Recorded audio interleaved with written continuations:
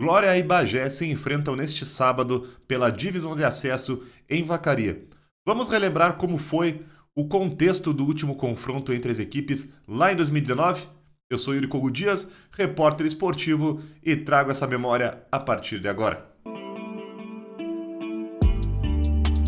Salve galera, tudo certo com vocês? Yuri Kogo Dias, repórter esportivo. Quem não se inscreveu neste canal ainda, não marca a toca, te inscreve aí e se puder, ativa a notificação para que tu receba todo o conteúdo atualizado da dupla Baguá e também se mantenha informado de toda a jornada do Bagé na divisão de acesso. Curte este vídeo, também deixa algum comentário aí com sugestão, crítica ou análise também do assunto que a gente vai abordar neste vídeo. Buenos, vamos fazer que nem o saudoso Léo Batista fazia do Baú do Esporte. Vamos relembrar fatos aí do nosso futebol gaúcho, que é Glória e Bagé. Glória e Bagé jogam neste sábado, então, dia 7 de junho de 2025, às 3 da tarde, no Altos da Glória, em Vacaria. E a última vez que estas equipes elas se enfrentaram foi em 2019, na divisão de acesso, quartas de final. Mas o porquê que tem de tão importante este confronto de Glória e Bagé, Yuri? Vamos lá. Vamos passar para vocês então o contexto daquela situação.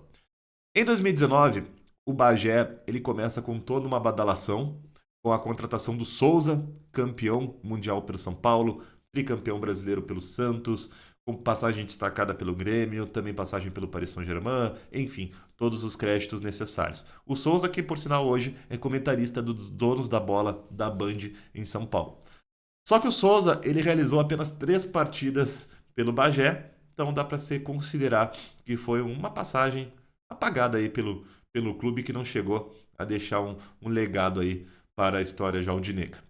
E na primeira rodada, o Bagé acaba sofrendo um revés para o São Gabriel. O Bagé que vinha todo badalado, além da contratação do Souza, do elenco também que tinha montado, e acaba sofrendo esse revés dentro do estádio Pedra Moura lotado que estava para ver o Souza e esse time, e acaba sofrendo esse revés.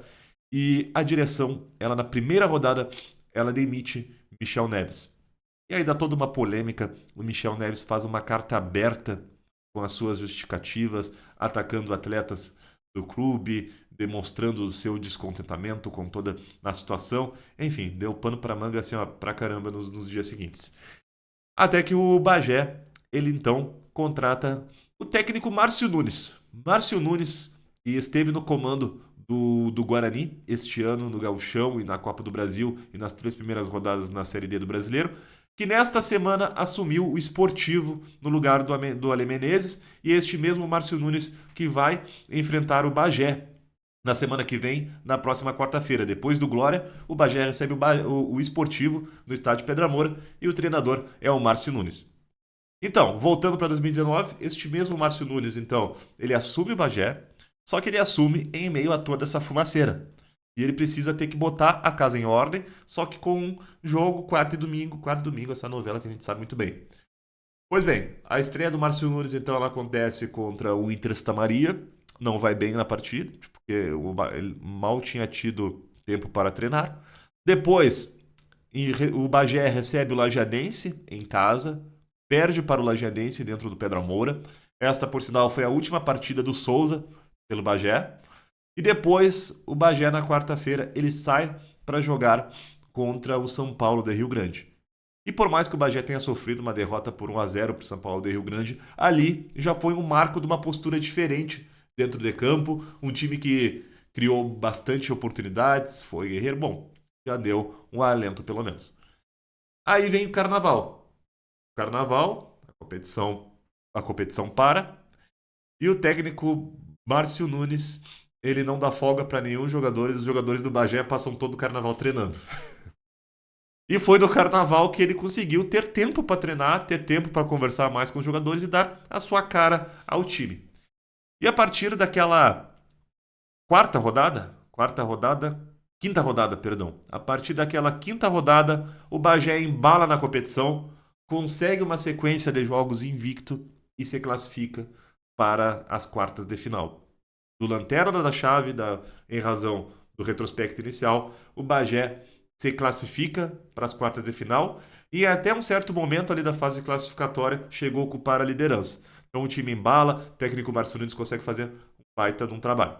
E aí nas quartas de final, o Bagé então cruza com o Glória.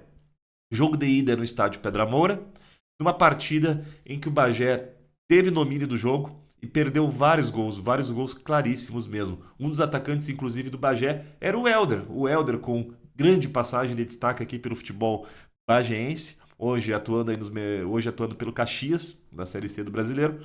O Helder foi o autor do gol daquele empate em 1-1 entre Bagé e Glória, com o Bagé desperdiçando várias chances de matar o jogo aí na partida de ida aqui no Pedra Moura.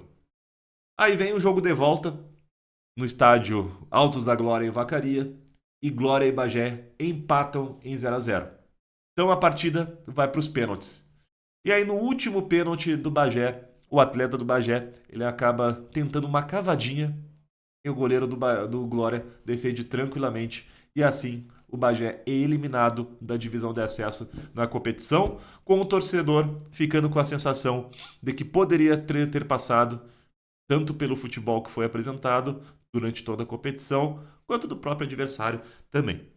E aquela situação também ficou um pouquinho uma lamentação até hoje, porque se o Bagé passasse pelo Glória, o Bagé pegaria na semifinal, valendo vaga na Série A, o Ipiranga de Erechim. Aí tu vai me dizer, mas Yuri, era um adversário de peso. Sim, corretamente. Só que tinha uma questão naquela situação. O Ipiranga, ele tinha que se dividir toda semana entre divisão de acesso e Série C do Brasileiro. Enquanto todos os times eles só jogavam apenas nos finais de semana, o Ipiranga tinha que jogar essas duas competições e as duas com força máxima. O Ipiranga não tinha o direito de poupar o seu time, porque o torcedor ele queria que o Ipiranga saísse da divisão de acesso o mais rápido possível, porque a equipe rachou, tendo caído, uma equipe com a grandeza do Ipiranga ter caído para a divisão de acesso, foi uma rateação. Então o torcedor o Ipiranga tinha que sair do acesso o mais rápido possível. Só que ao mesmo tempo tinha que jogar com força máxima na Série C do Brasileiro, que era a competição que poderia dar maior projeção ao seu clube. Então não tinha como poupar jogadores. E essa foi a tônica aí a Série C do Brasileiro, diferente da Série D, em que a primeira fase é regional, a Série C ela acontece por pontos corridos, então o Ipiranga tinha que rodar pelo Brasil.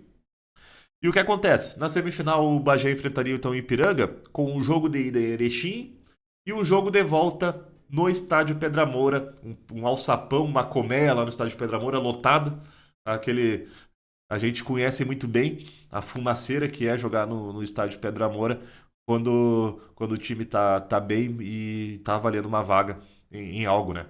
É bafo na tela e é bem complicado pro adversário. Então, só aí que acontece. O jogo de volta entre Bagé e Ipiranga, ele seria no dia 8 de junho, no domingo. E o Ipiranga estaria voltando de uma viagem do Acre, porque na quarta-feira de noite o Ipiranga tinha jogado contra o Rio Branco lá no Acre. Então vocês imaginam o desgaste que seria do Ipiranga vir de uma viagem do Acre para jogar em Bagé e o Bagé com toda a sua pressão aí jogando em casa valendo acesso. Então, por todos esses contextos que eu falei, ficou essa sensação de que naquele ano o Bagé poderia ter subido. E o adversário que eliminou o Bagé foi o Glória naquela ocasião, que é o adversário deste sábado. Então, essa é a relação que faz o motivo deste confronto ser um pouco emblemático dentro do baú do esporte. Mais uma vez, fazendo uma referência ao saudoso Léo Batista. Depois, as duas equipes nunca mais se enfrentaram. Em 2020 não houve divisão de acesso por conta da pandemia. 2021, o Bagé foi rebaixado para a terceira divisão. 2022, o Bagé jogou a terceira divisão, subiu de volta. E aí em 2023 e 2024, o Bagé, em ambos os anos, bateu na trave na fase classificatória. Então, este ano o clube vem com expectativas de brigar pelo acesso. E, mais uma vez, essas equipes se enfrentam. E a gente trouxe aí uma curiosidade para vocês relembrarem. Fechou, pessoal? Sexta-feira a gente produz novo conteúdo para você, aí desta vez mais focado na preparação deste jogo, tanto do lado de Aldinegro quanto do lado da equipe de Vacaria. E sempre lembrando que depois do jogo tem live pós-jogo aqui no canal e Glória e Bagé não seria diferente. A partida começa às 3 e às 5h15 da tarde a gente abre live pós-jogo para repercutir o resultado que ocorreu. Tamo junto, valeu!